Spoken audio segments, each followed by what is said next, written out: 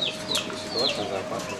С момента открытия контактного зоопарка в Якутске прошло чуть больше полугода. За это время в нем поселились десятки представителей животного мира. Поток посетителей пока небольшой, но постоянный. В наше зимнее время с ребенком почти что некуда сходить.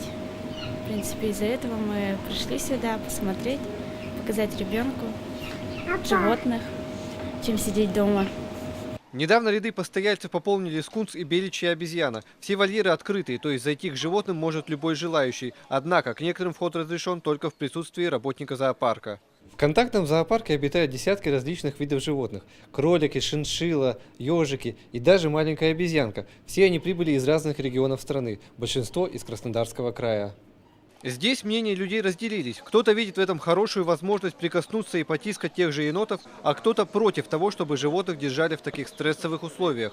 Однако работники зоопарка уверяют, что питомцам оказываются все необходимые условия для комфорта. Во всех контактных зоопарках разные условия. Мы стараемся, чтобы все животные жили в просторных вольерах, чтобы они не получали такой нагрузки. Стараемся заботиться.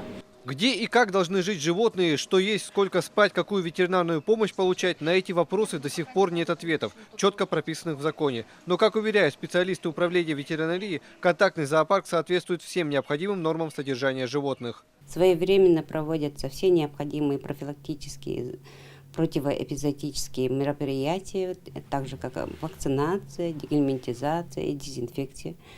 На всех животных имеются индивидуальные ветеринарные паспорта и ветеринарные свидетельства формы 1, если они завезены с другого региона. Лишь с этого года в Госдуме анонсировали принятие закона о гуманном отношении к животным. Он предполагает запрет контактных зоопарков, передвижных цирков и домашних зверинцев.